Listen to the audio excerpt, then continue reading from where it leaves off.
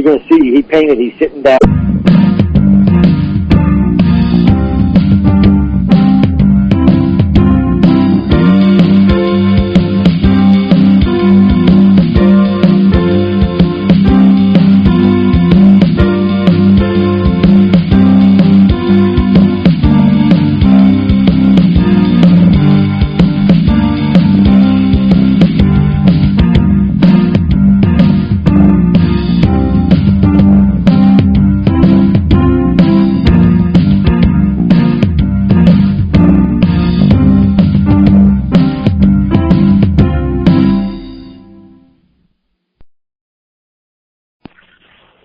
Welcome to another episode of the Donna Shays. And I've got some echo here. We got to fix right off the bat. There we go. I'm your host, Gia Scott. Today is June 14th, 2011. This is episode 512. More about this program and the guests that have provided us with such fascinating conversations can be found on our website, www.exogenynetwork.com. The Donna Shays always tries to bring interesting people right to the audience to hear about both new and old ideas. We focus on the people, places, and ideas that don't always make the mainstream news, the kinds of things that are frequently labeled as alternative or paranormal. For the show tonight, if you would like to have a question asked, you can email me at giascott@exogenynetwork.com or send it through the virtual auditorium on PalTalk by text. I do monitor the email during the program, so if you're listening outside of the virtual auditorium and would like to have a question answered, you can go ahead and email it to me, and I'll get it asked for you. In the virtual auditorium, just put it into text. I'll try and catch it as the screen scrolls. And if I miss it the first time, feel free to repeat it again. For those of you listening in on a podcast, you can go ahead and email me. I'll try and get your questions answered for you as well. And if you would like to call in and ask your question over the air, you may call us at 504-273-7379. That number is our call-in number, and once again, it is 504-273-7379. For those of you who like to feel connected, you can find me on Facebook and on Twitter, so you can link to me there. There's a Donna Shays fan page on Facebook, so you can look for that as well. For the readers, campers, and foodies, check out the articles and blogs. You might find some material that just might interest you. Now, tonight's guest was with us last a couple of years ago, and during the show, he worked to cure me of my allergies. Now, I must confess, I didn't really have any hope at all that his healing via telephone during the radio show was going to do anything for my allergies. And I continued to work to avoid those foods that were known triggers for me.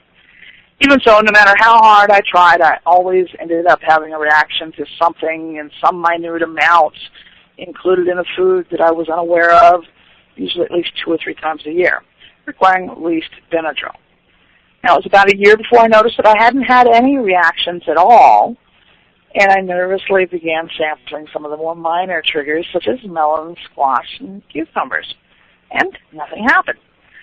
So I began adding more and more things that had been on my list of forbidden foods, and I have to admit, I may not like the taste of oranges after all these years, but they don't immediately cause swelling and burning and itching.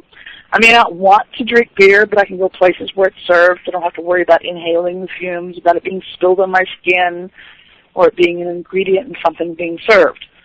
I've not had a single incident of an allergic reaction to food since Raymond did his work on me, and now Benadryl is relegated to insect bite treatment. I still carry it along with me, but I don't have bottles of pills in every single location in my home and my car and my backpack. And I don't check to make sure I have it in my handbag before going out to dinner with friends. I don't even have to grill waiters about the ingredients. So life has become much more simple for me. So everyone, welcome Raymond Grace back to the program. Raymond, welcome to the program. Thank you very much. I'm glad to have you join. Did you want me to introduce myself now? I said, do you want me to introduce myself now, or you? Yeah, go ahead. Go ahead and introduce yourself now. Okay, I'm Raymond Grace, and I'm the president, founder of the Raymond Grace Foundation that furthers the work that we do, and I'll give some websites right now. My commercial site is RaymondGrace.us, and my name is spelled R-A-Y-M-O-N. There's no D on it. That's RaymondGrace.us. Our information site is RaymondGraceProjects.com. and our foundation site is RaymondGraceFoundation.org. And you can go there for a free video on how to reduce abuse on women, kids, or anybody else in either schools, jails, hospitals, nursing homes, whatever. It's something that we're just doing, giving out to the world, and if you would like to learn more about it, just go to that site and watch the video. Very good. That's all yours now. Very good. Yeah, you're a busy man. So what all have you been up to the last couple of years? Well, the more recent things we've done is taken on a project for cleaning up the river here. I have about 3/4 of a mile of river, and for 36 years I picked up trash floating downstream because there was nobody to clean it up. So our foundation teamed up with Emory and Henry College and the local sheriff's department and the environmental group called Upper Tennessee Roundtable, and we got together with the college students and the sheriff's department, and we cleaned up some of the river. And this is going to be an ongoing project from now on, and what I'm hoping it will do is spread out all over the country. It really doesn't cost anything to do it. You just need people who care enough and work together to get it done.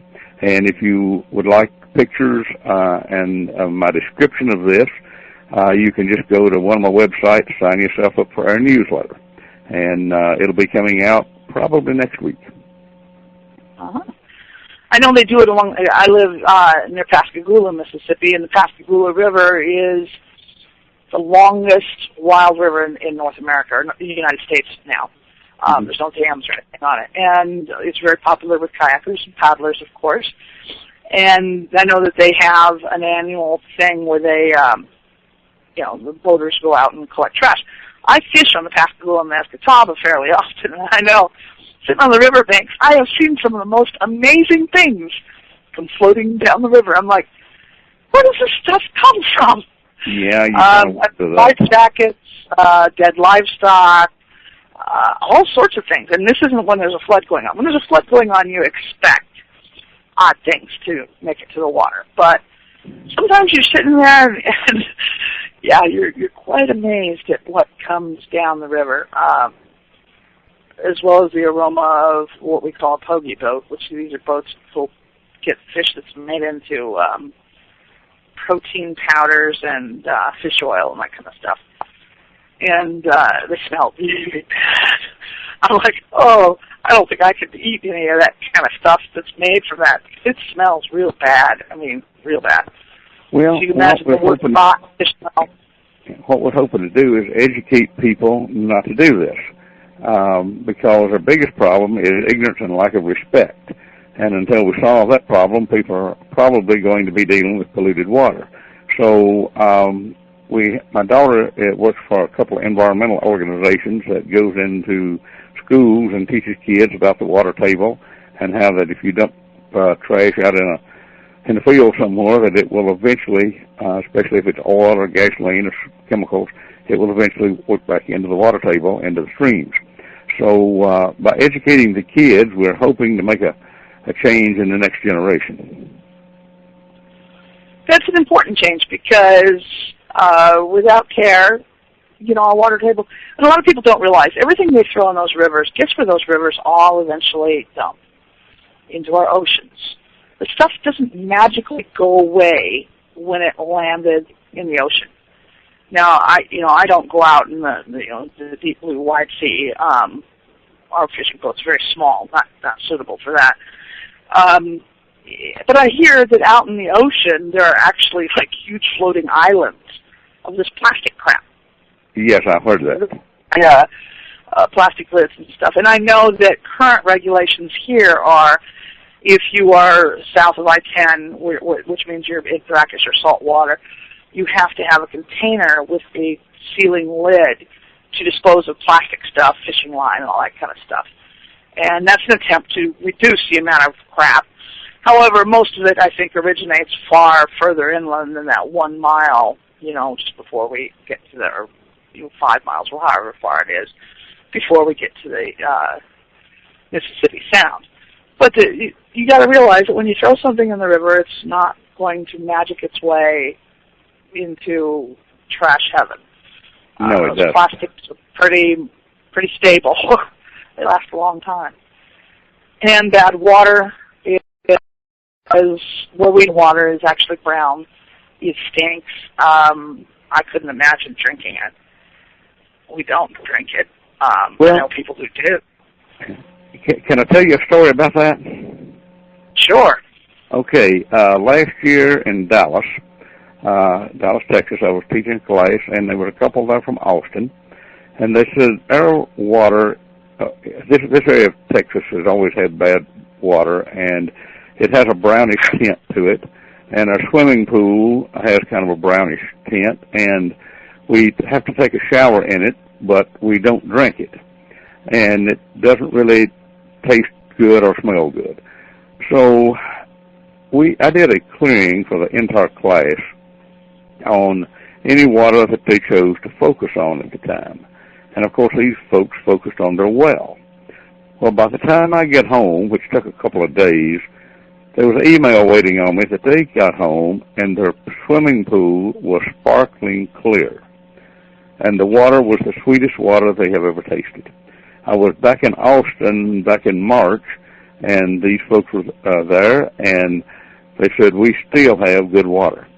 So what we are working to do is to make people aware that these things are possible. I realize that people have to think outside the box to ever even believe something like this can happen. But I've been thinking outside the box all my life.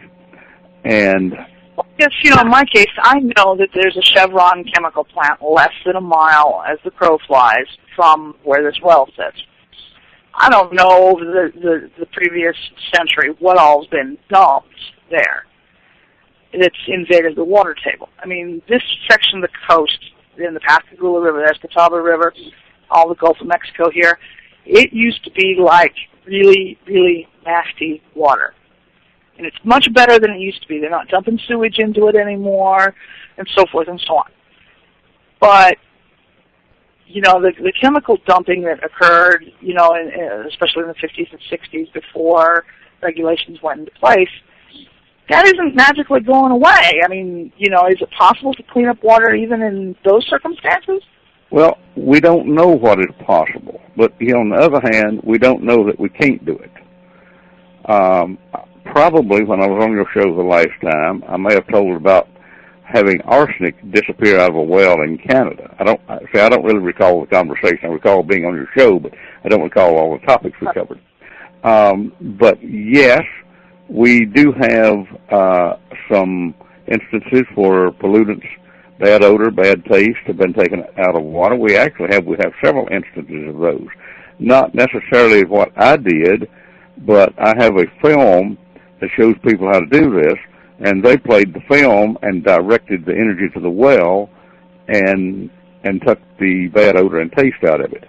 Now, what the common method of doing was to set a container of water in front of the TV set and play the DVD with the intent that it change the energy of the water, and then take that water and pour it in the well. Now, we've had some really good results with that, but one of my friends wrote one day that he had cleared up the bad odor and taste in his son's well, and I wrote back and said, well, how did you do it? Assuming that he had energized water and poured it in the well. But he didn't do that. What he did, he played the film, watched the TV while doing it, with the intent, and intent is the key word here, with the intent that the energy that I was producing on the TV screen be applied to his son's well, which was 80 miles away. And the next day, the water tasted fine. So miracles can happen, and they happen a lot more if you believe they're going to happen. Well, like I said, you don't even necessarily have to believe.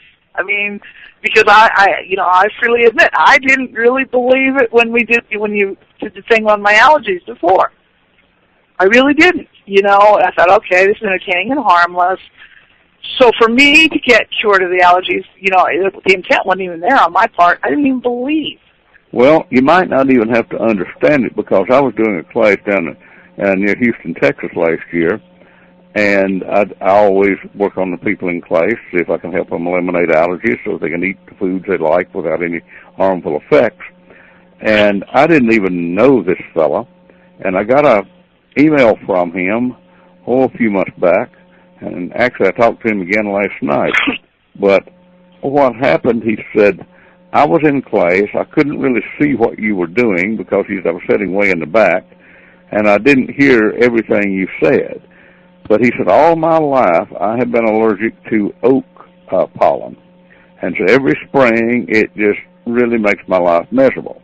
And he was kind of like you. He didn't really believe it was going to work. He just didn't know. But he said he noticed this spring that he had no allergy to oak pollen. And not only that, he had a wheat allergy. He says, now I'm eating biscuits without any problem for the first time in my life, and the guy's probably 70 years old. So he didn't really understand what I did, so he didn't really have a belief that it would work. He just really didn't know. But yet it worked. Well, like I said, I just thought, okay, it's harmless. I mean, it's not going to cause me any harm. And, let's hear what he has to say. And in the process, it was like, because I kind of forgot about it, and went on. And I've had many different people do many different things on the air and in person.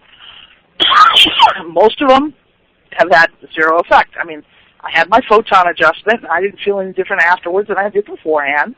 It didn't make any change that I was aware of. But, the allergy thing made a huge change in my life. Well, we have been able to help probably over 90% of the people that we have worked with. Now, there have been some people that just simply will not respond to anything, and I don't know of anything to do about that. But a 90% plus is not a bad average. No, and I had, fairly severe allergies. I was allergic to a long list of things, ranging from citrus to hops to everything in the cucumber and melon family. And it was getting progressively worse. I had gotten to the point where I could not go anywhere that served beer because of the hops in it. I could not even be outdoors because of the fumes that were still too intense. I'd start to swell. I couldn't take a one-a-day vitamin because that vitamin C in there was citrus-derived. It meant I could not eat condiments, a long list of things, because if anything that had ascorbic acid or vitamin C added to it, among other things, and it's a common preservative, it's harmless to most people, it was citrus-derived. And there again, it was enough to kick off allergies in me, sometimes severe reactions, where I would need an epinephrine shot, and I was on the verge of anaphylactic shock and all this kind of crap. I mean, when your allergies are severe enough that it goes beyond itching and hives to I'm having a hard time breathing, it's not funny anymore. I mean, it really isn't. No, it isn't. And I'm just very thankful that you responded as well as you did. It really did. I mean, for me, it's made a huge difference. I no longer, because every time I went out, I felt like such a pain in the butt because I'd have to grill the waitress or waiter about the ingredients in the food, which meant usually they had to go ask the people in the kitchen because they didn't know. And I needed to know, is there any lemon juice used in this, or any of this, any of that? And I really didn't enjoy going out with friends because of that, because it was kind of embarrassing. It drew attention to myself. It irritated the waiter, and it just wasn't fun. So, to be able to do those kinds of things and not have to worry is really, really nice. It just really has made my life much simpler. And I missed the melons. I got to eat melons all last summer, and it was wonderful. I hadn't eaten melons in years. Well, that just makes my day, because most of my whole life has been devoted to helping people to help themselves and to make the world a better place to live, whichever way we can do it. And now we have a foundation that's helping spread out the word. We're in 48 countries now, so that's come along pretty good. Yeah, and when you're talking about, the purifying of water, now you have a DVD for sale that people can buy to use to learn how to do this? Yes, it's well. See, the best way to dispense information is to film it. Because not everybody has a chance to come to classes to meet me and to learn this firsthand. So we find out, we can film something and get the information across pretty good, actually real good. But the good thing about this stuff is we're doing something that, to my knowledge, has not been done before, and that is put an energy in a film that will duplicate my energy, or at least it will duplicate it to a great degree. So rather than me being there working on your well for you, I'll just come visit you through a film, and you have the intent that what I'm doing on the film is applied to the water that you want to work on, whether it's a glass of water or whether it's your well or whatever it is. Now, I don't really know how much water we can clean up. As of yet, we certainly haven't cleaned up all of it in the world. But we can, it seems like we can help, at least on small things, like a well, swimming pool, something of that nature. That seems to work really well. I'm not going to say we can clean up an entire river, but I won't say that we can't either. Clean up the whole Gulf of Mexico because, we had that oil spill last year, and I'm aware of that, but I haven't been. And all that other. I can't tell if I've done anything on that or not. See, we can work on something, and if we don't have any way to get feedback, we don't know if it works or not. Now, if a person has sulfur in their well water, and they go home and they can't smell or taste the sulfur, then that's pretty good evidence that something happened. But on something like the oil spill, we've never cleaned up anything of that magnitude. Now, there's a possibility, if there were enough people out there focusing on it at one time, that it could be done. I won't say that it can or it can't, because I don't know. We never know what we can do until we just give it a try, and then we see what happens. And much of our work has really been a surprise. That is, the results that we got. One fellow had a lot of moss and algae in a swimming pool, which was fed by a hot spring, which was full of moss and algae. And he poured some of the energized water in the pool. It not only took the moss out and algae out of the pool, it took it out of the hot spring, which was upstream. So we keep working on this, keep doing more and more. Those things are provable because he knows what it was like before, he knows what it was like after. Working on something on the ocean, we might make a difference, but if we have no way to test it, we can't really say for sure that we made a difference. But there's no reason not to work on it. This car doesn't just have car. Let me talk just a little on something else here. We had someone do something that I didn't think could be done. This was a small group of people there in Baton Rouge. They had been in my class and learned how to do this, so they were determined that they were going to clean up the water in Baton Rouge. I said, well, now, I don't doubt that you can clean up the water coming into your kitchen sink. I expect you to do that. But trying to clean up the water supply of a city that large is quite a job. But last year, or maybe 2 years ago, I was invited back to Baton Rouge. They took me out for a party that night at a restaurant. And when I go in a restaurant, the first thing I do is check the energy of the water. And I checked the energy of this water, and I could hardly believe it, because it was the highest energy water that I had ever tested in a restaurant. And it looked like that they cleaned it up. There's 2 or 3 ways you can test things. One is you simply measure the energy. Now, I do this with dowsing, and for anyone not familiar with dowsing, I use a pendulum, and the pendulum I use is a .45 caliber bullet on a chain. And I just pull it out and check. My first question is the spirit of the water in this water? That is, this is at a restaurant or a well or wherever I am. I ask if the spirit of the water is there. And I have only found 2 places across America that were commercial water in a restaurant had the spirit of water in. One was Baton Rouge, and the other was the Hopi Reservation there in northern Arizona. And they had their own well and didn't put any kind of chemicals in it. So most of the springs and wells, the spirit of the water is in it, but it is not in commercial water. And the reason it isn't is because the spirit of greed is there. And the spirit of water will not go where the spirit of greed is. Okay. So this is just what we've learned over the years. Now, Native American philosophy is that everything has a spirit. The rocks, the trees, the grass, everything. Well, I do not doubt that, but I really found out a lot about the spirit of the water. And if water does not have the spirit in it, I learned how that we can get it back in and change the energy of it, and in many cases change the taste of it. Because everyone that comes to my class gets a bottle of energized water. Actually, they can bring a case of water if they want to, because I'll energize all of it for them. And I teach them how to do it, and then whenever I do this, I have them taste the water, usually before and after. And the majority of the people will say that the water tastes better after it's been energized.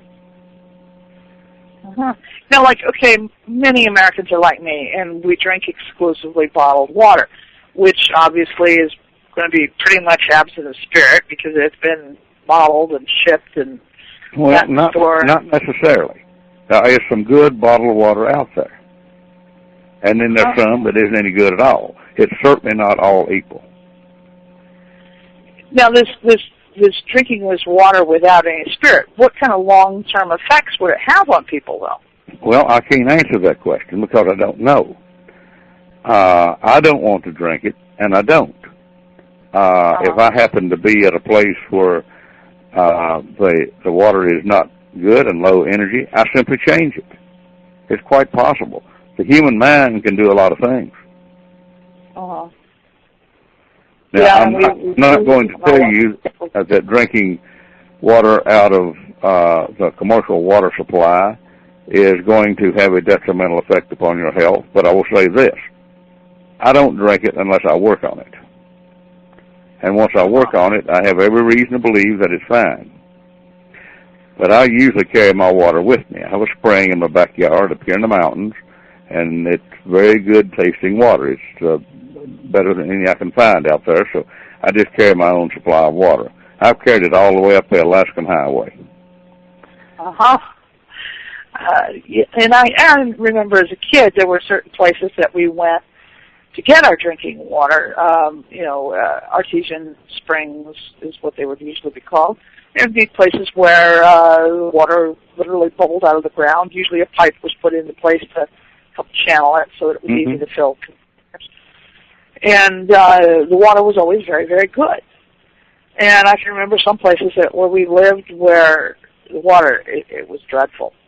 An old-time test I can remember my parents using to see if water was fit to be drank was you poured a shot of Canadian whiskey into a glass of water and let it sit overnight. If it turned black, it wasn't fit to drink. Most of the towns we lived in, the water turned black. It was pretty awful water. Much of that can be cleaned up. I can't say that all of it can be because I don't know that. But I can say that we have helped people clean up a tremendous amount of it. All right. Now, question coming from the virtual auditorium. You got actually a couple of them. How do you affect the water, and how do you focus energy on water? Okay, now I missed your first question. Did you say, how do we affect it? Okay, the first thing we do is I would check to see if the spirit of the water was in there. And if it was not, the second thing would be to find out why.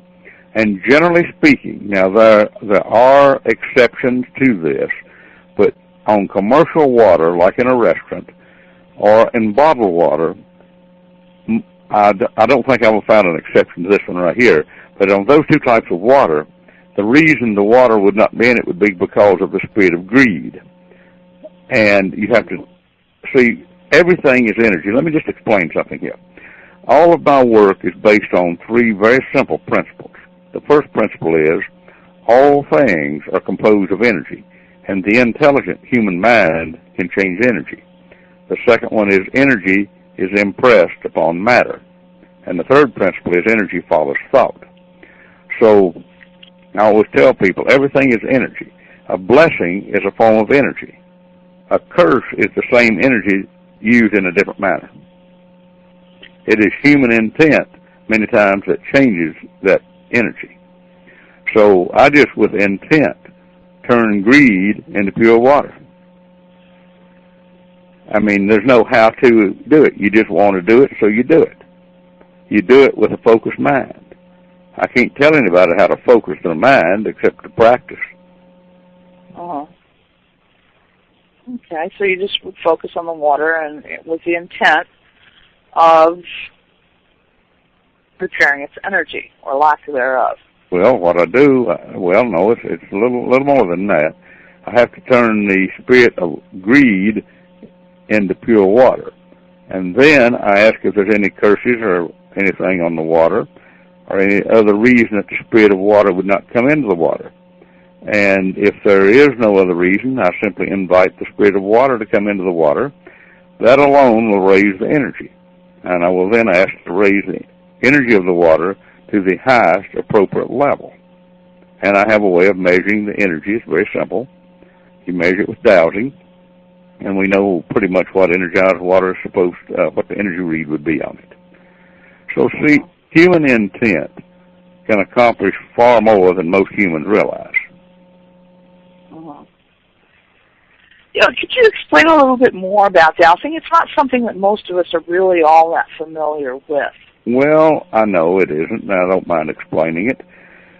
Dowsing, by one of my friend's definitions, was nothing more than mother's intuition with a readout device.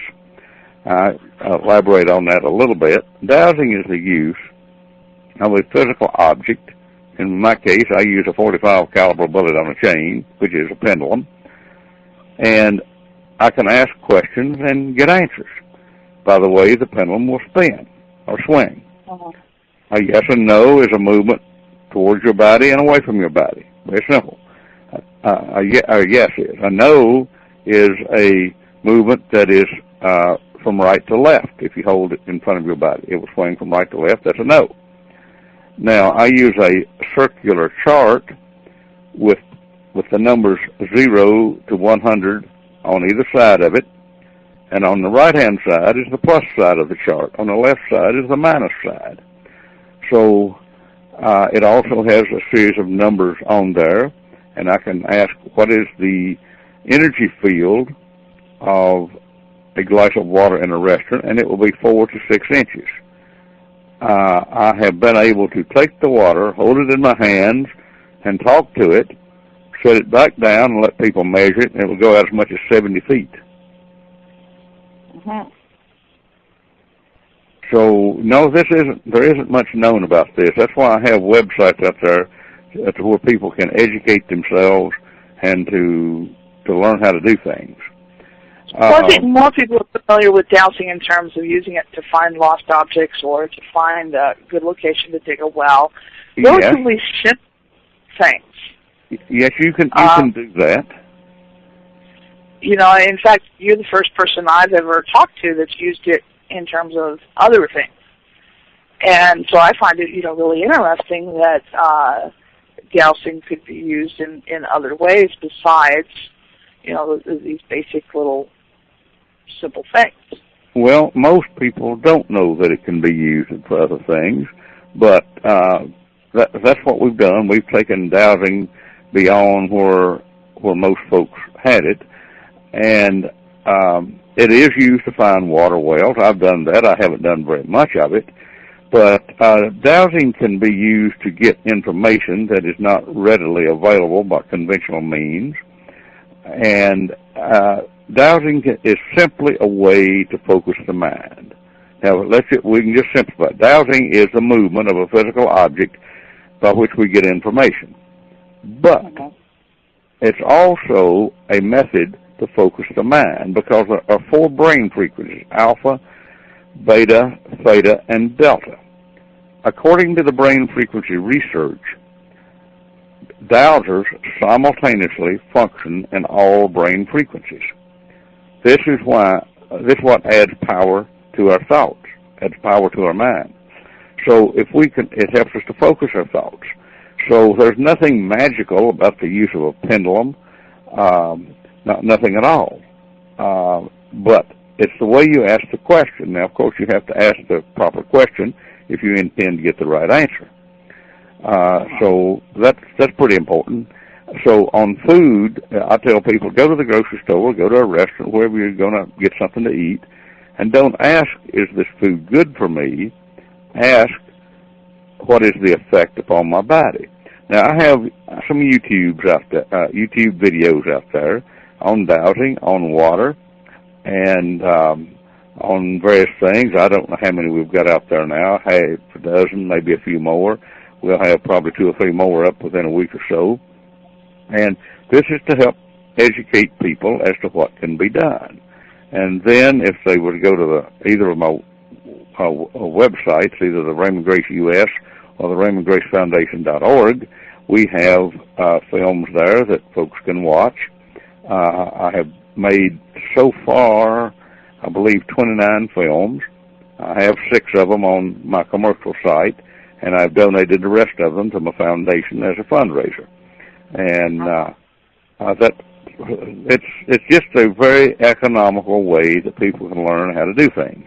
And I've written a couple of books on dowsing. One is an advanced dowsing manual called Techniques That Work for Me, but that's not for a beginner. That's for people who already know how to do it. But what it's for is to show people how to clean up energy in homes and schools.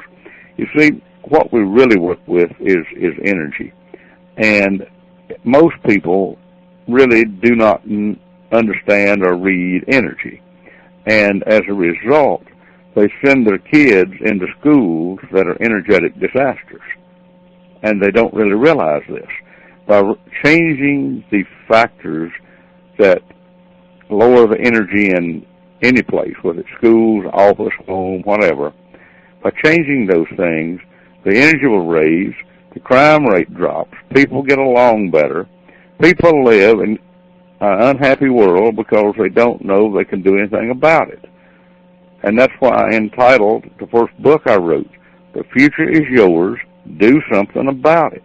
Because most folks didn't have a clue they could do anything. So I figured, well, somebody needs to tell them, so I volunteered for the job. Mm-hmm. Well, I think about when you talked about negative environments. Years ago, I was a correctional officer in a prison. And, you know, when I think about negative environments, I can't help but think about the first time I walked into a cell block. That had to be the most negative place. I can't even imagine anything more negative than that. Well, I agree with you, because every now and then in the classes, we have someone who has a relative or a friend in jail, and they will ask us to clean up the jail or the prison. And we did this in a place about a year ago. This was a lady that did volunteer work in a women's prison. And we worked on it on Sunday morning. She goes into work on Monday, and they told her that really all hell had broken loose on Saturday. Somebody went into a seizure. They had fights. They had a lockdown. I mean, it was bad. On Sunday morning, things started improving. By the time she got there Monday, everything was fine. It was Sunday morning at the time we did a clearing on the prison. You see, this energy can be moved, as far as I know, anywhere on Earth. I had very good results working on a little girl, maybe 5 years old, this weekend in Hong Kong. From where I live, you can't get any further away on Earth than Hong Kong. But the kid responds to what I do for her. How do I know? Yeah. My mother writes to tell me. So, see, the human mind has not even been tapped. We've not even scratched the surface of what the human mind is able to do. And where people are sending their kids into schools, and some of the schools, I can assure you, are about as bad as that cell block you walked into. I very well understand what you're saying. Well, see, if energy is impressed on matter, and that is our second principle to our work, you are putting your body, which is matter, into a low-energy environment 8 hours a day, which is 1/3 of your life. Actually, often it was more than that. And I have to admit, it had a physical effect on me. That's ultimately why I left. That. It always does. We were in Austin, Texas, back in March, and there was a lady there that worked in a psychiatric ward at a hospital. And she looked like she was in trouble, and was. Her energy was so low, I couldn't even get a read on it. I didn't do it. What I did, I cleaned up the energy of the psychiatric ward. As soon as I did, the expression on her face changed. See it. And about a week later, I got a nice email from her that she was feeling so much better and so much happier. Why? Because we changed the environment in which she was spending over 1/3 of her life. See? Yeah, I can understand. I moved last year, and I immediately began feeling better.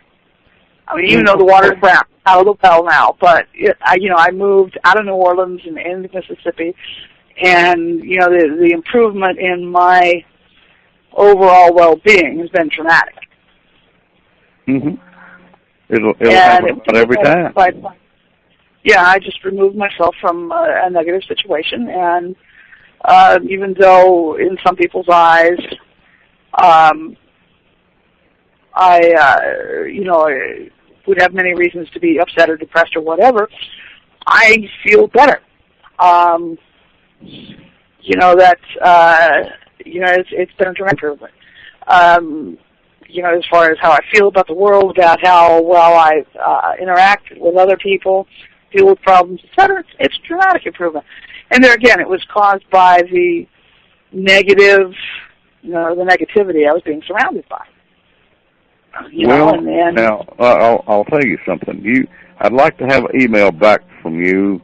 Let's see. Let's say by the end of the month, around the end of the month. I want you to have time to look this over.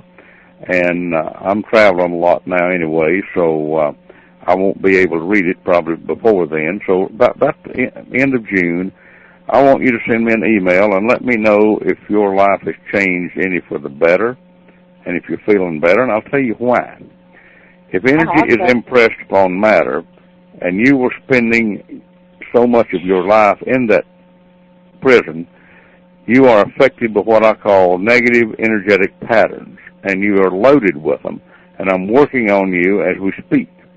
Now, I actually have worked in the prison since 1991, 92, something like that. That really doesn't matter, I don't think. You might have gotten over it by now, but I don't think so. I was working with a state trooper one day, and his wife said that he had worked in a prison a few years before, and she said he hasn't been the same since. I found that just the fact that he was working in there, like you did, was still affecting his energy. I use a term, I call it neutralized. I neutralized the negative effect of that upon him, and his energy level went up, and you could see a difference in him. So yeah, I know that. I left working in the prison. It took about a year. The health problems went away. It took, like I said, it took about a year for everything to clear up. And I thought things were going pretty well after that. But I don't know. Maybe they could have gone better. Maybe I was still. Excuse me. Sneeze came upon me all of a sudden. But, that whole negativity thing, I mean, it was the most, and a lot of people assume that it was just the inmates, the convicts that were negative. And anybody who's ever worked in that type of environment would soon realize your worst stresses and the most negative problems you encounter are usually from other staff members. Sorry to say. I already know that. Negative spirits. Yeah. I think there's something about prisons and that type of a controlling environment that attracts a certain type of person. And I wasn't one of those persons that was attracted for those reasons. So I found it very difficult. Well, I was really not well suited to that kind of a job, I guess. Because in many of the cases that I've worked, people ask if I would check out a prison. I find that the guards are worse than the prisoners.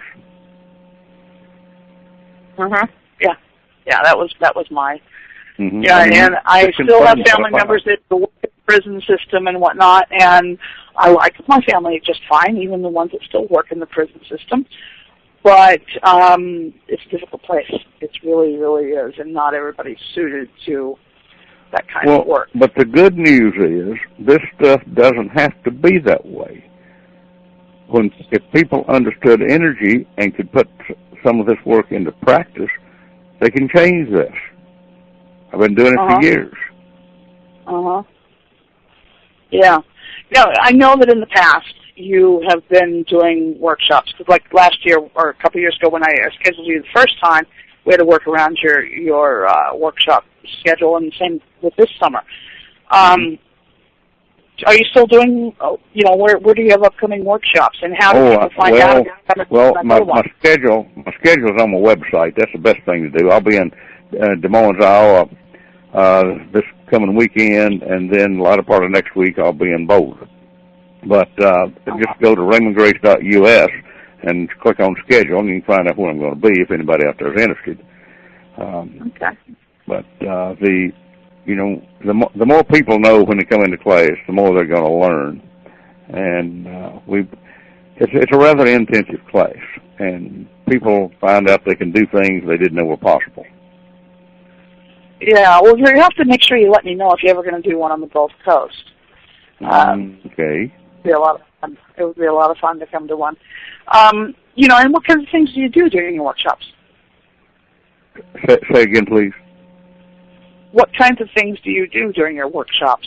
Okay, first hour and a half we talk about how the mind works and why people may have the belief systems they have, probably because of something they were taught as a child, and if it does not serve them well, how they can start to change it. Whether it's an illness, whether it's bad self-esteem, or whatever it is. And then the next session between break time and lunchtime, I cram about 2 weeks of shaman training in it. And I take people on a journey into the spirit world, meet their spirit guides, learn how to do a healing technique that they can apply to someone anywhere in the world, and how to, sometimes we take people back in time before an abusive event happened, because there's been a lot of people abused over the years, very severely, and they've kind of hid it all their lives. So I take them back in time and show them how they can start to make changes on it, and sometimes immediate changes to where what has bothered them for years no longer bothers them. You see, time is not in dimensions. Excuse me, that's not what I meant to say. Time is not linear. Time is in dimensions. And we can travel back through time and change something. It is possible to fool the subconscious mind that it cannot tell the difference between an event that actually happened and one that we have vividly imagined. So bottom line is, I teach people how to change the past. If you can change the past and its negative effect upon you, you're going to have a better future. And then we get into dowsing, learn how to dowse, how to ask questions, how to read a chart, how to eliminate allergies. And then I have everyone take a project. And it can be their home, where the kid goes to school, a hospital, where they may have a family member, a nursing home, or even a jail, or whatever. And I talk them through very intently how to clear the energy in these places. And then we teach them how to energize water, and that's the highlights of it. Send them home with a bottle of energized water and show them how to do it. But we dwell a lot on prosperity, too, the reasons why that maybe people have struggled all their life. And we find that our ancestors still have an effect upon us because we inherited the color of our eyes, hair, and skin and body type from them, and we also inherited a lot of their beliefs, their mentalities, and all of this. And we found that we can change that. I found just recently that my ancestors had what I call a consciousness on them that had a negative effect upon me socially. And ever since I changed that, I've been able to eat in noisy restaurants without having to fight with somebody. I've been nicer to people. There's just a lot of things about us. There's a lot of things that causes humans to do what they do. And if we can understand why we do what we do and change it, then we'll do something different. That makes a lot of sense, actually, because, when you think about our past and, things that occurred in your childhood, in your teen years, your young adult years, they do have dramatic effects. Oh, they do, and they're with you. They don't go away just because time's moved on. It takes a lot of, self-examination and work sometimes to get rid of baggage you picked up when you were young. We make it easier than most people think it can be, because after all, it's simply a form of energy. Once you can recognize it, and learn a little about dowsing, you can change the energy. I mean, if we can change energy in water, we can change energy in a human mind. See, thoughts are simply another form of energy. Feelings are a form of energy. Karma is a form of energy. Everything is. So by changing that energy, we can effectively change how we are interacting with the world around us and its resulting effects on us, too. Well, we've had, if anyone there cares to go onto our Raymond Grace Project site and archive the newsletters and look up Baltimore Project, you'll see how two people dropped the crime rate, or the homicide rate, the lowest in 32 years. Now, I doubt seriously that the police department would admit that, because, well, first off, they don't know it. These people work behind the scenes. They take it on as a project because they live there. And what happened at first, the murder rate went sky high. And they called and asked me why, and I said, well, I don't really know, but I don't think you're doing anything wrong, so keep on doing what you're doing. And then a month or so later, the homicide rate was the lowest in 28 years. Then about a year later, it was the lowest in 32 years. And they found out the reason the crime rate went up was when they started raising the energy, the criminals killed each other off. It was criminals killing off criminals. Sometimes. Somebody goes to work in New Orleans, and they might see some really terrible things for a few weeks. And well, they probably would. Yeah, New Orleans is a pretty tough city. Well, it would probably be better when the dust settled, though. Yeah. Well, Katrina did a good job of just kind of swooping everything clean, too. But a lot of things came back and are rearing their ugly heads again. You see that anytime you look at the crime rates and whatnot. That first initial period after Katrina, there wasn't as much. And now that life is getting easier again all along the coast, we see it rising again. So, yeah, it definitely, most of the world could use some reduction in crime rate. Well, you have to get involved and do something. If you do nothing, it's going to happen. If you do something, something's probably going to happen. Some philosopher said evil exists because good people do nothing. Well, yeah, that's true. Apathy is our worst enemy, actually. Mm-hmm. Just sitting around watching it is like, no, it's not going to change anything. You're going to have to get up and do something in order to have change happen. Yeah. Raymond, our first hour is up, and it's time for our break. Folks, how long are we on tonight? We'll be on till for another hour after this. Oh, we are? Oh, okay. I didn't realize that. I thought we were just doing an hour. Okay. No, we got 2 hours. Folks, while we're away from your computer, check out our website, www.exogenynetwork.com. You can find a page for Raymond there. Look down the list of guests on your left-hand side, and it'll show you. Stay tuned, and the Dawn of Shades will return with our guest, Raymond, and more about our topics tonight in just a few minutes. As well as many of the other guests attending the event. This is sure to be a fun-filled 2 hours so you can all expect the unexpected. We'll be conducting exclusive interviews with high-profile guests. And as always, you can expect us to keep it real. Join us in the fun. Are you interested in a radio program that focuses on the deeper aspects of the UFO topic? Would you like to explore the facts and truths of what ufology and UFO research are all about? Then please join us here every Saturday evening at 7 p.m. Eastern, 6 p.m. Central for Eye to the Sky, the UFO Synopsis, with your host, D. Andrew, right here on the UFO Paranormal Radio Network. Remember, UFO research is not a belief system.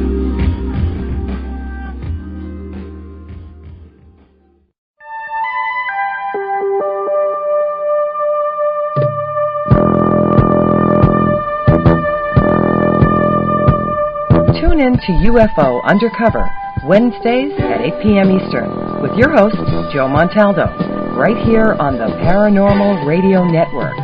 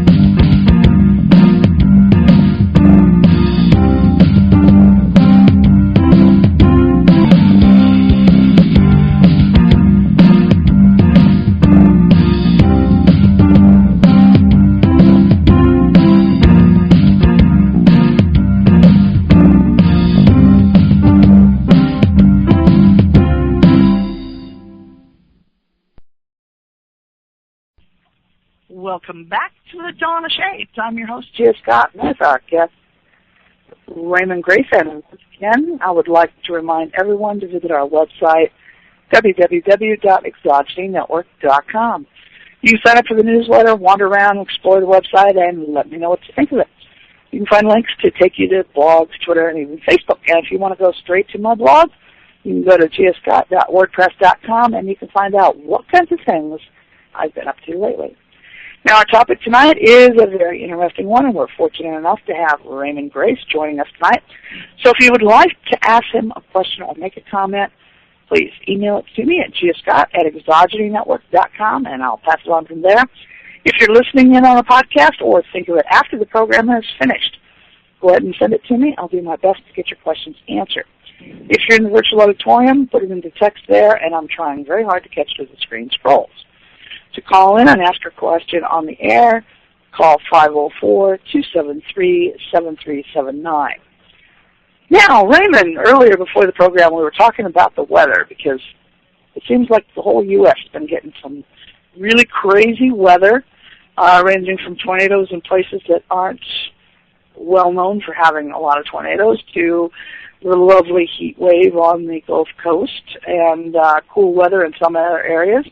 So what kind of weather have you been having there where you're at? Well, it has been hotter than normal here, but I wanted to tell a story of what happened Saturday evening because right now it's 70 degrees here. The temperature dropped 2 degrees since you and I first started talking, and it's going down to around 51 tonight.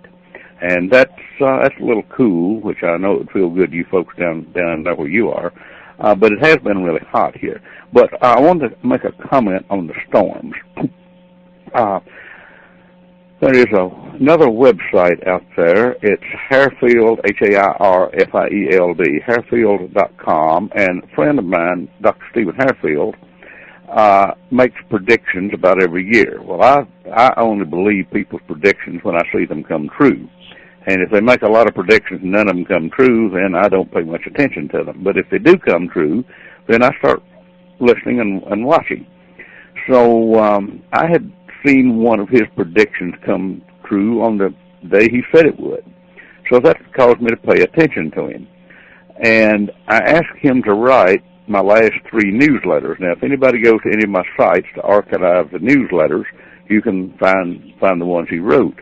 And I'll give my websites again now. My name is spelled Raymon. There's no D on it.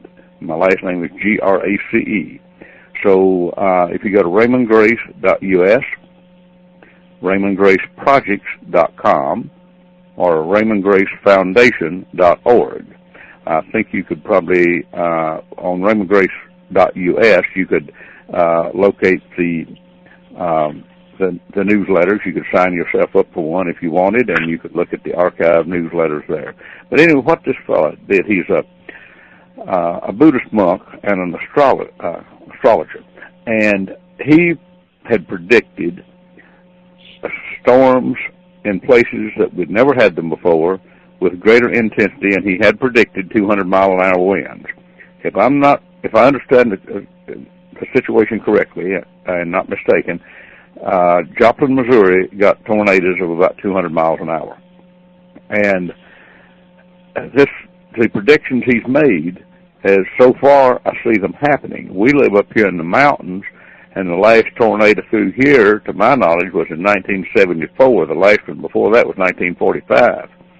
And we had a series of them come through here about, I'd say, 6 weeks ago. So I'm seeing his predictions come true. So anybody that wants information on that can go look for that. Just thought to throw that out. But what happened, we had a wedding here. My daughter got married Saturday night here on the river where I live. Congratulations.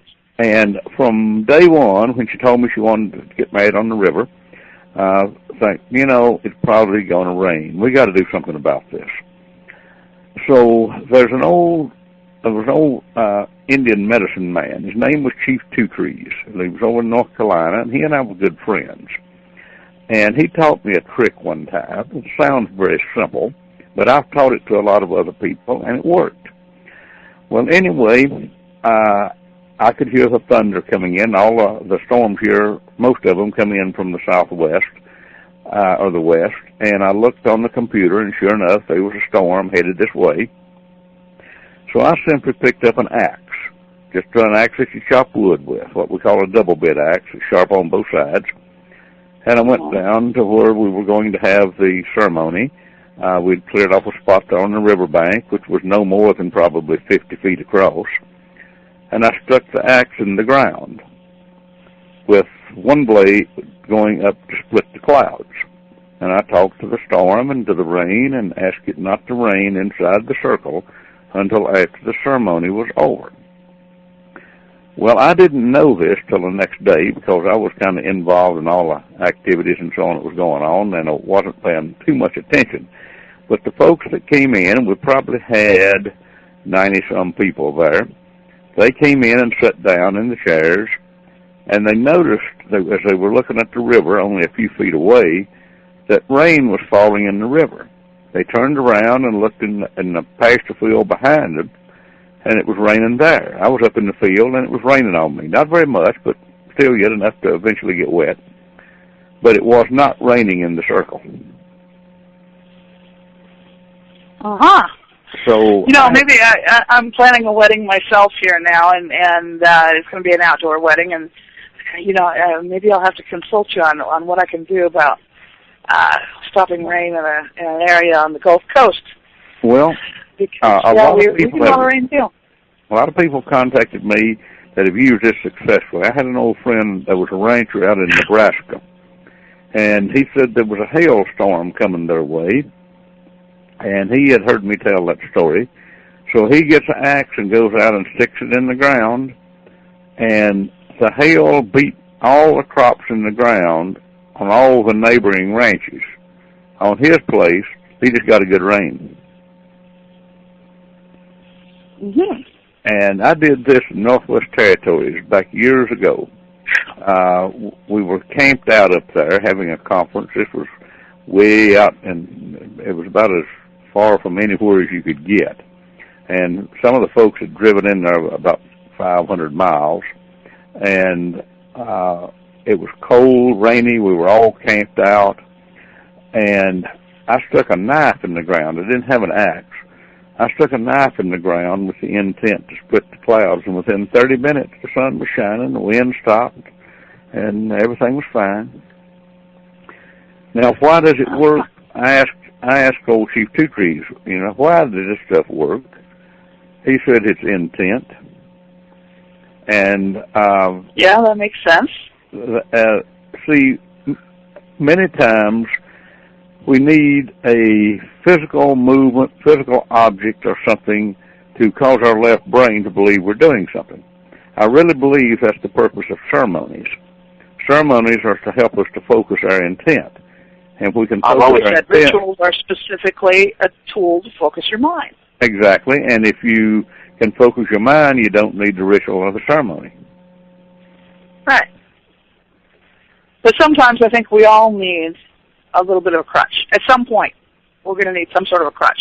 Well, whether it's, I would agree. Using your bullet on a chain for dousing to remind you of what you really already know, or an axe, or a candle, or whatever it is that works for you. And there's no reason not to use it if you get the desired results and you did it right. Yeah.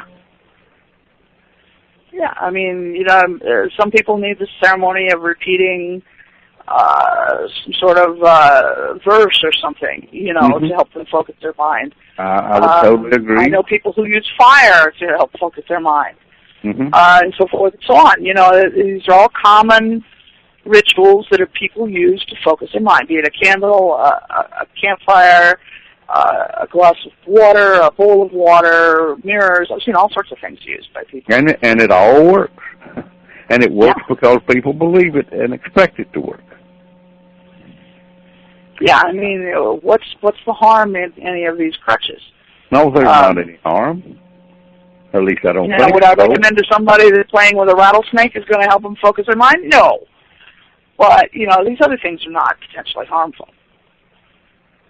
Well, if it doesn't do any harm and does do some good, I don't see any reason not to use it. However, if you can finally reach a point that you do not need crutches, tools, or devices, then you have become more powerful.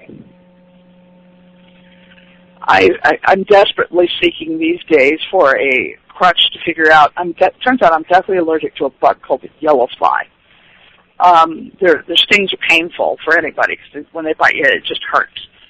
And they live along the Gulf Coast, and there's lots of them in Florida. And the University of Florida has spent lots of time and money and energy in trying to find a repellent that's effective for these bugs. Personally, its DEET doesn't do a thing. They think it's season. The only thing that works is wearing lots of clothes, which lots of clothes in hot, humid weather is kind of, you're miserable anyhow. But I have not figured out a way to keep these bugs away from me. And I could be standing with 3 or 4 other people. I'll be the only one that gets bit. I don't know why they like me. I have tried eliminating perfumes, all the other things people said to do. These bugs still, they'll pick me out of the crowd to bite. Now, and I really, really have gotten so I don't want to go outside in the daytime because they don't fall at night.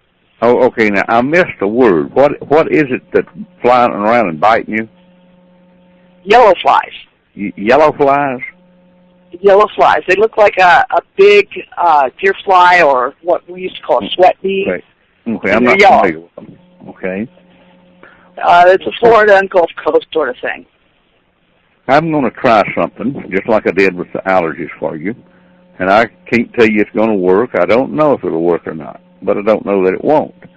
And what I'd like to do is create a frequency around your body that repels those things.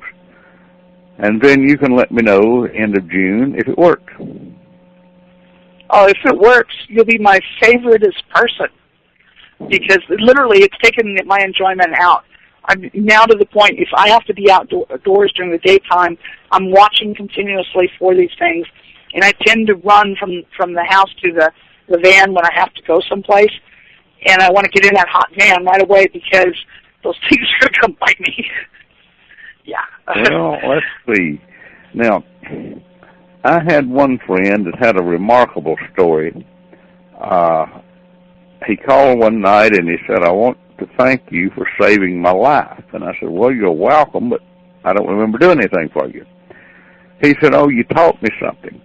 He said, you taught me how to get the poison out of a scorpion sting. And I said, no, I didn't do that because I have never mentioned scorpion stings in any of my classes. He said, no, you didn't, but you mentioned talking and taking the poison out of a bee sting for someone that was deadly allergic to bee stings. I said, yes, we did that. He said, well, I just applied the same thing to scorpion. He said, I woke up one night. He lives in Globe, Arizona.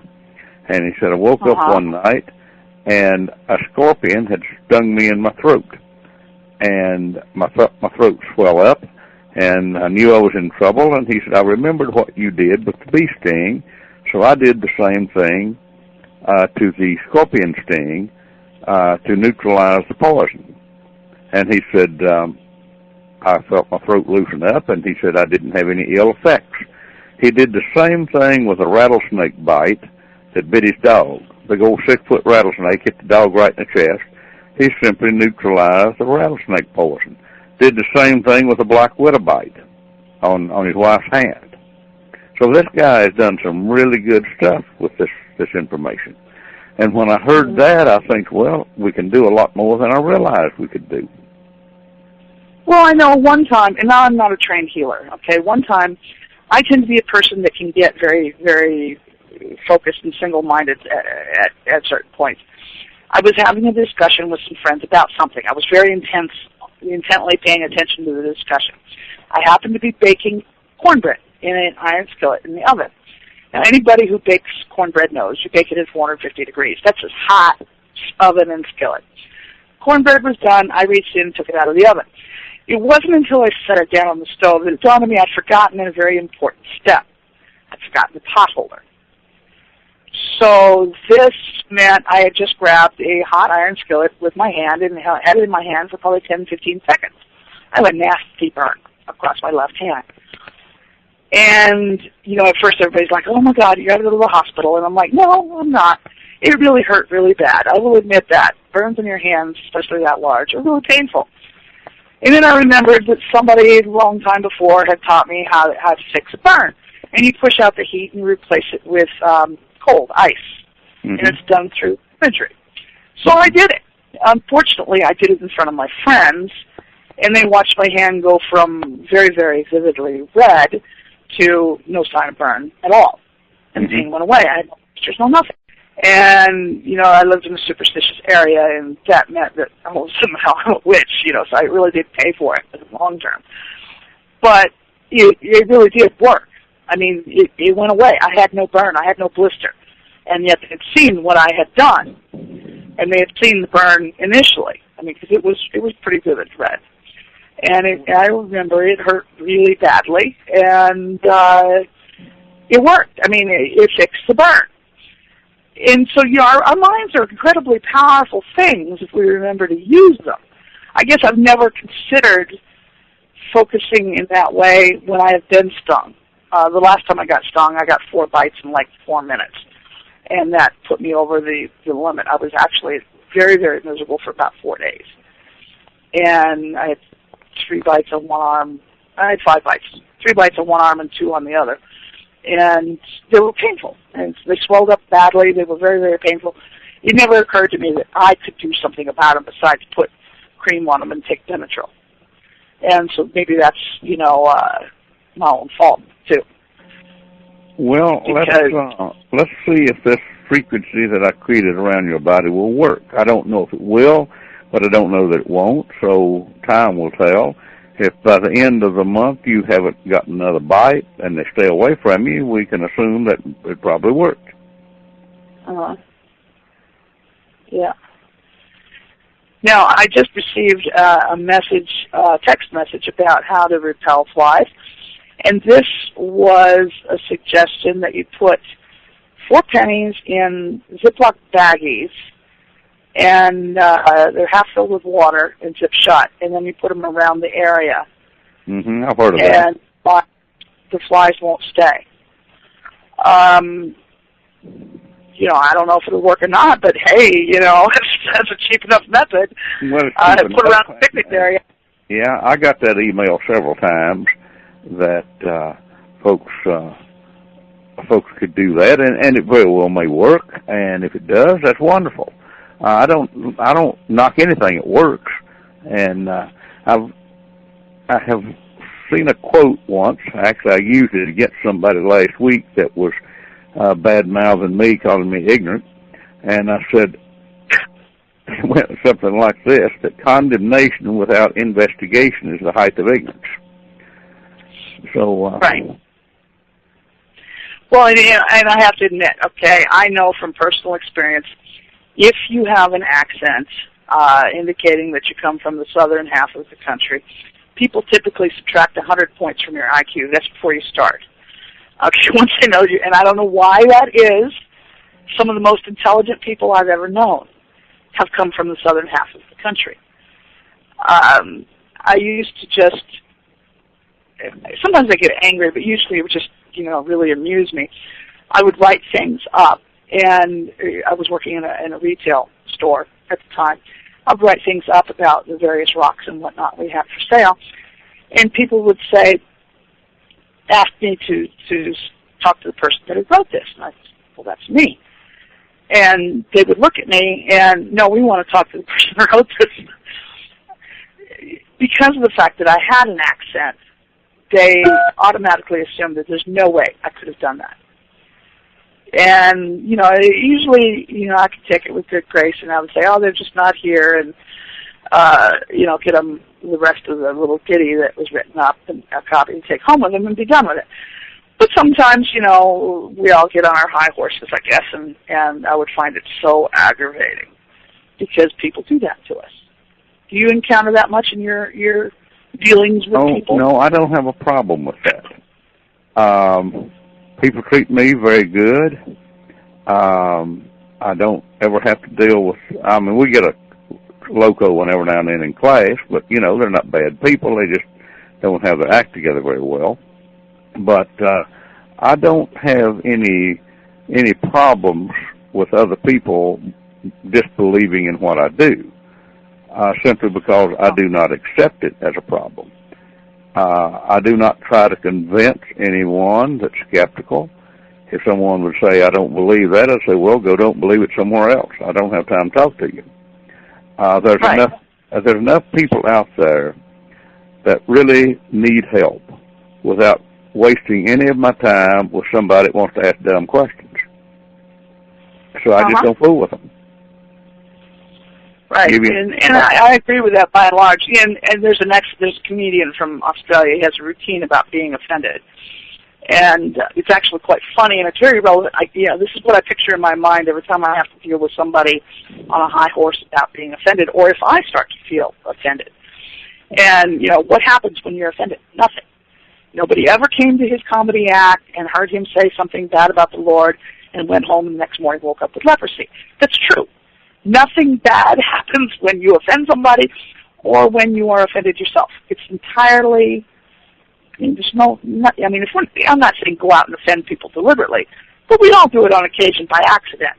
Somebody finds something that we think is okay, offensive, especially when we're dealing with many cultures, even within the United States, regional cultures and whatnot.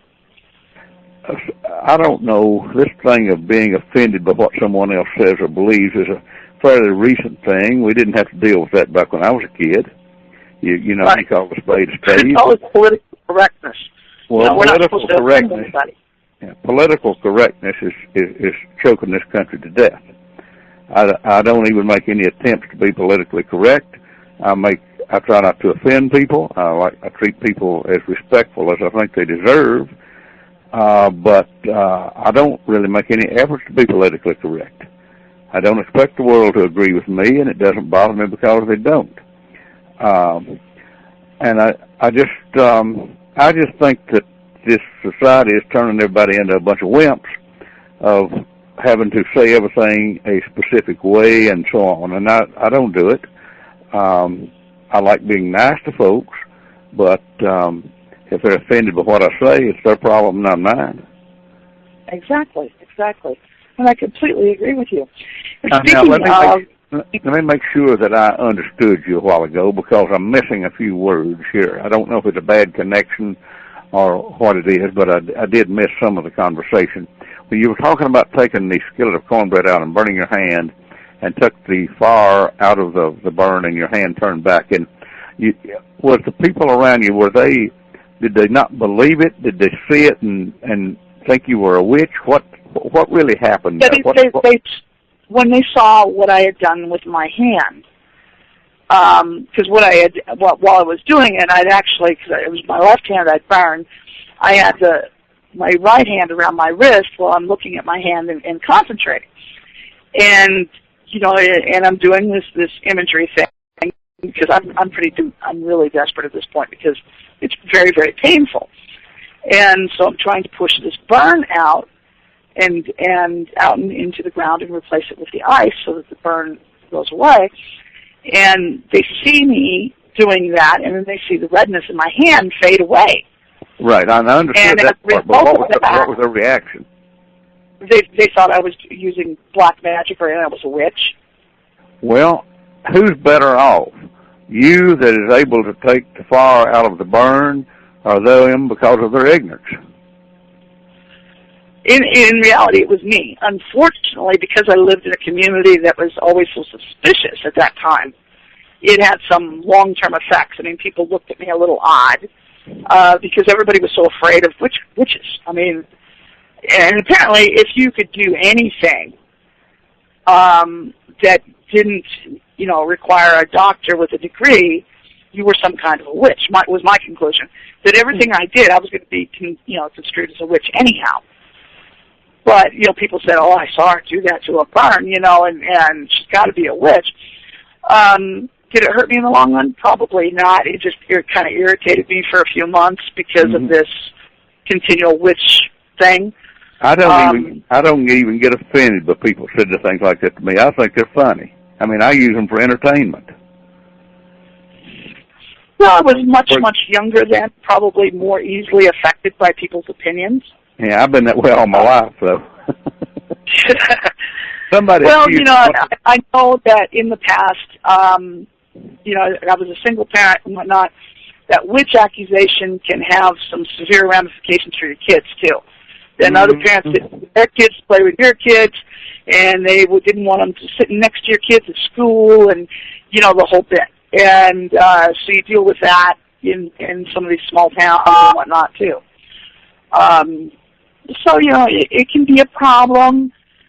Is there a way to cure it other than standing up, holding your head up, and getting on? That's about the only way. I mean, and my kids learn to have thicker skins. When they're pure. I'm a product of these Appalachian Mountains up here, and I always thought we were pretty backwoods folks, but I've never had a problem like that, or at least maybe if it happened, I just didn't know it was a problem. I think once upon a time, somebody accused me of working for the devil, and I said, no, that's not true. I'm self-employed. So yeah, I never would take those people seriously. I mean, I would usually make them look silly, so after a while they don't want to look silly, they leave you alone. Yeah, living in the Bible Belt now, I tend to kind of keep a fairly low profile. Some people find, because I interview a wide variety of guests, okay, just because I think somebody has something valid to say doesn't always mean I agree with everything they say. Mm-hmm. And so some of the books on the shelf are pretty diverse subjects that other people find troubling. And I did move the bookshelf so it's not visible from the front door anymore. And it's just mostly to prevent nonsense from starting. I mean, at your front door it may not be a friend. And it could be somebody who's just looking for something to say, hey, and point their finger about. And that's very, very true. We all deal with that on occasion. And when you're kind of new in the area, maybe you deal with it more because people are looking for something about you to be different. And we have this tendency as a species to persecute anything that's different. Well, yeah, that's been kind of a trait of what I would call over-religious people all along. Now, I've had friends who are deacons in the church. I've had friends that are ministers and all of this. And, I just never had the problem that you mentioned there. Oh, not everybody probably liked what I did, but they never said too much about it. And if they did, I just didn't give any energy to it. It's like I got my job to do, and I'm going to do it, and I prefer to get other people approve of it. But if they don't, I'm going to do it anyway. And well, that's me at this stage of my life. But when I was younger, and you go to a job interview, and your potential boss asks you about one of these incidents or this topic or whatever, you're like, how did this person even hear about this? So, I mean, this is something that, it's not like I was dancing down Main Street waving a flag here.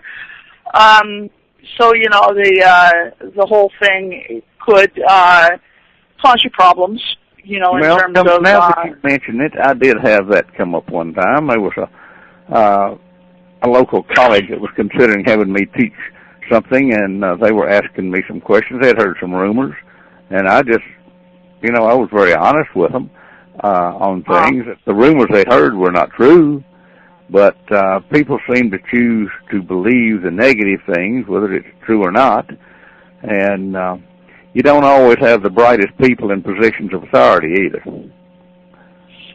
Right. That's very, very true. But more and more, doctors are accepting traditional healing and alternative healing as valid treatment, at least in conjunction with their treatment. Well, let me say this. I have been invited to speak on I have accepted on 2 different occasions. I've been invited to speak on probably 4 or 5 occasions to some of the top doctors and scientists of the United States. One of them having won Doctor of the Year for America 3 consecutive years. And these are the kind of people that are open-minded enough to invite somebody like me to come up and talk to them. And I went up to New York a couple of times and spoke with these people. We got along good. And they even asked if they could film me while energizing a cup of water. And they had, I don't know the technical name of this, they had some kind of very elaborate camera that would take pictures of energy fields. It was more than Kirlian photography, but I cannot really describe it adequately. And they had an 8-foot screen up on the wall so I could look around and see myself on the screen. And when I picked the water, a container of water up, my hand started to glow on the screen because it was picking up my energy field. And then after working with it, the cup of water started to glow. And they had taken a picture of the water before I touched it and after I energized it, and they could tell a big difference in it. Now, like I said, these are people who are of the top medical fields across America. And they were very receptive. I mean, I went the first time, and we got along well, and they kept inviting me back, so last year I accepted again. So, yeah, there's some people out there with their heads stuck in the sand, always has been, probably always will be, and I don't really try to pull them out of the sand to educate them because they're not ready. I'm only interested in talking to someone who's willing to listen, and then not only listen, but actually do something. So I'm very selective about people I talk to. I can definitely understand that. And, I think back even, in my own experiences. Initially, people would talk about balls of energy and whatnot, and I couldn't figure out what they were talking about. And one time, a couple of people I was acquainted with, we were chatting online, and it was like a Friday night, and I had come down that evening with a sinus infection, and it was very, very painful, and it feels like you have this massive toothache, and, your eyes kind of goofy and the whole bit. I mean, it's painful. And I'd started getting them after Katrina. Anyhow, I knew it was going to be Monday before I could see a doctor, and probably calling on Monday, I still wasn't going to get in until Tuesday. That means days of this misery. And they said, well, if you'd like, we will use energy and heal you. And there again, I thought, yeah, right, this is harmless. So they did their thing, and 30 minutes later, the sinus infection was gone. I mean, the pain, everything, all the symptoms were gone. It was gone completely. It didn't come back on Tuesday or any day. It just was gone. And, I had to actually go back and I apologized to him, and I said, I didn't believe you were going to be able to do anything, and it went away. And then I had a friend who often had helped me understand things in the, less physical world, actually show me an energy ball, and it was like, okay, now I get it. I can see this, and I can feel this, and I know what this is. So, sometimes it takes, even when you don't necessarily believe and you're skeptical, being skeptic is not a bad thing. No, it's not a bad thing. Because there's many con artists out there that being skeptical. Well, yeah, like I said, I've had all sorts of things done. I've had a photon adjustment. That one, as far as I'm concerned, was nonsense. I mean, it didn't do anything. If my photons were out of whack, whatever they did didn't fix it. The same weekend, a healing shaman pulled something out of my chest. I'd had this really persistent cough and everything, and it went away. I'd had like a cold that wouldn't go away, and she did it spontaneously. I happened to be walking into we were at Roswell, and I was walking into the museum, and I wanted to go talk to someone who was in the back of the room, and as I walked past her, she stopped me and she did this. So it wasn't like I'd gone to her and paid her to fix me. She did it out of the blue. And, did I expect it to work? I didn't have time to think that day. And it did. I mean, it really did. I was completely over whatever it was. I don't know what it was. It had been plaguing me for like 2 months before this trip. And it completely, so being skeptical isn't necessarily a bad thing. And I've often had to go back and say, you know what, I didn't believe, and, I was wrong. And, hey, you know what, of all the times to admit you're wrong, that's probably one of the best. Mm-hmm. It really is.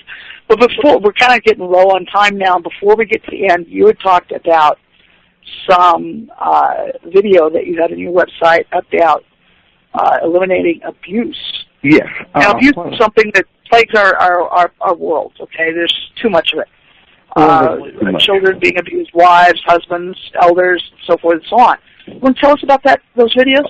Okay, it's always bothered me to live in a world where innocent people, especially women and kids, get abused. I've just been that way all my life, but I never really had a way to effectively deal with it until we learned that we could put energy into films, and that energy would then radiate wherever the film was played if the person had the intent that such a thing take place. So I had worked on a slave trade situation. It's called human trafficking, but it was a country over in the Middle East that it was very severe. I'm being very brief here. And I got feedback that the slave trade had been greatly reduced. So I got to thinking about it. How can we do this on a large scale and do it economically? So we thought, well, we'll just make a film of exactly everything I did that worked. And we did it. We called it Blueprint for Freedom. We normally were selling them for about $15 for use for a month, but this one we decided we would just give it away because we wanted anybody to have it that wanted it.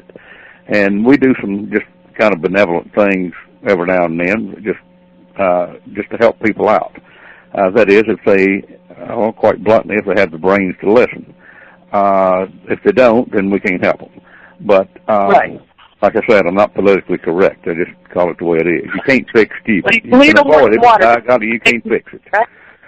Anyway, I realized that most people would not make the mental leap from slave trade, which they didn't know exists. It's actually the third largest illegal operation on the planet. Most people wouldn't make the connection between that and schoolyard bullies, abuse in jails, abuse in nursing homes, hospitals, or sexual harassment in the office or whatever. Many people go through life being abused in one form or another. And I don't believe in victims. And the best thing way to eliminate victims is to take away victim mentalities, victim archetypes, because a victim cannot exist unless there is an abuser. An abuser can't exist unless they have a victim. So if we always tell people in the people helping people business, like counselors and whatever, the best thing to do is remove the victim mentality from a person. If you do that, they're no longer victims and they won't attract abusers. I honestly believe they send out an energy like, come get me, I'm easy. And the abuser with the mentality pick up on that. Say again? I worked in law enforcement for a long time, and I would say that they do. Children that are abused once are much more likely to have another abuser before adulthood, and then to either continue being victims or begin victimizing other children. Okay, you basically verified what I found, what I said. And you've got more logical reason to back it up. Mine was just kind of what I call barnyard logic. Okay, anyway. About that. Yeah, go ahead. Anyway, I put all this stuff in a film, and I'm very blunt on it. I said, folks, this is to be used for abuse in any situation. Doesn't matter what it is. Now, what I want you to do is write down on a piece of paper the person or the place, whether it's the county jail, whether it's an old folks' home, whatever it is, or whether it's where your kid goes to school. Write the name of it down. Or if it is a person that is being abused, write down their name. Now, all that's for is to help their left brain focus on what we're doing. Is it absolute necessity? No, only to those that need to focus, like we were talking a while ago. Okay, now, as I raise the energy on your TV screen or computer screen, as the case may be, I want you to have the intent that everything I'm doing is applied to either to the person you've got written down there or to the place.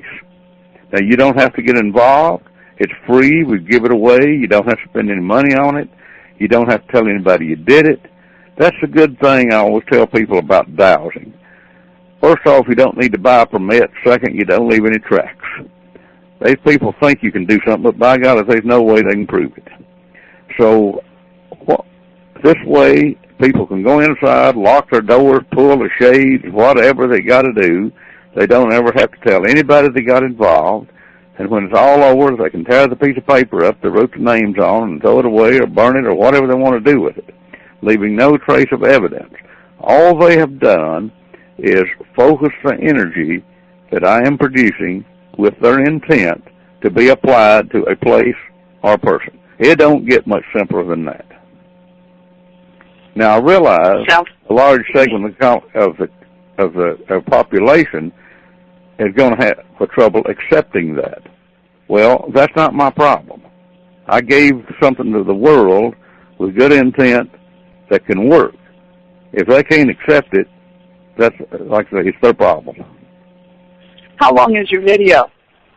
It's long. It's 8 different segments on YouTube. And the reason we did it that way is because the first time I gave it away, I sent out a newsletter, I put a link on it, and I told the folks, send this link to anybody you want to in the world. Well, I had to pay for the amount of computer time that was used. I don't know what the computer language is. I don't speak computer language. Yeah, it can get expensive real fast. Right, I learned that. Well, anyway, we got smarter and found out we could put it on YouTube, and we didn't have to pay for it. So that's why we do what we do. And it doesn't make a lot of difference to me if somebody says, well, I don't think he ought to do it that way. I don't like it because he wears a gun when he does filming. I don't care if you don't like it. It's the way I do things, and you can take it or leave it. See, I wear my gun on all the filming I do. Why? Because I believe in self-defense. I believe in defending your family and your friends. And about once every year or so, I'll send out with my newsletter information about being armed, protecting your family, and all this stuff. And every time I do, I will get people that writes in, we don't like this, take us off your mailing list. Well, that's the way I clean my mailing list. Well, it makes sense to me. It don't matter to me if they leave. See, I'm not trying to reach everybody in the world. I'm only trying to reach the people that have the ability to think and to act. If they can't think and act, I don't need to be talking to them. Right. Well, I have to admit, I agree with you. I firmly believe in the right to bear arms and that we should have the legal ability to own a weapon. And unless we have proven that we are not a responsible citizen, in which case we've been stripped of many of our civil rights. But barring that little quirk in someone's past, I'm a firm believer in it. So, yeah. Anyway, I believe in freedom, and there's no substitute for it. So the more people can use their minds, the more that they can eliminate the potential problems out there, the more free they're going to be. Yeah, and besides that, the one thing that hasn't been regulated yet is our ability to use our minds.